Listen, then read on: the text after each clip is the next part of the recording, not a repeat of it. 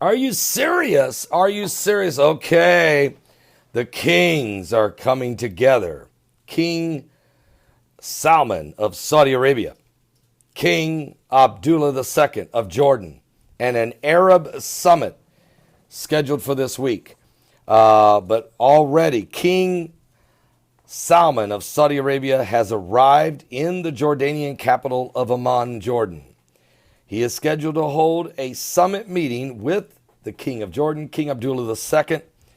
The two kings received, King Abdullah II received King Salman at the military airport along with a number of princesses and ministers. The royal court statement stated earlier that the visit comes from the fraternal ties between Saudi and Jordan, where they will discuss bilateral relations and ways to strengthen them in all aspects and discuss regional and international issues of common concern. I can tell you, definitely I can tell you, that Iran will be on front and center and in the middle of the table, because it is Iran who is threatening Saudi Arabia and is funding the Houthi rebels who've been attacking Saudi Arabia from Yemen, where they've already overtaken the Yemen government and have Yemen in a state of chaos. Jordan, who is also the Hashemite kingdom. And King Abdullah II is actually a descendant of the Prophet Muhammad and is the king of the Hashemite kingdom from the Bible, and currently is in charge of the Temple Mount, where Muslims, Jews, and Christians converge.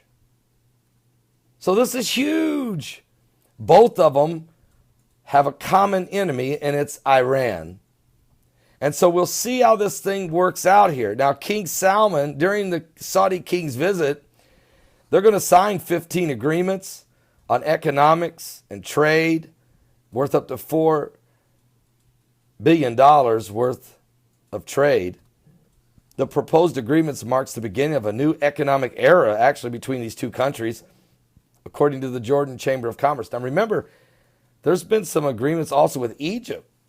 Saudi Arabia has worked out a deal with Egypt where they've been working on a pathway connecting their two countries.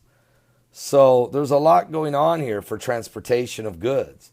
The official delegation that is joining is filled with ministers and princes, Saudi princes and different people. Now, on Wednesday, all the other Arab nations, and not all of them, because certainly some won't show up like Iran, but a lot of the Arab nations will show up for the Arab summit. And you can know that Syria will be a major concern in discussion.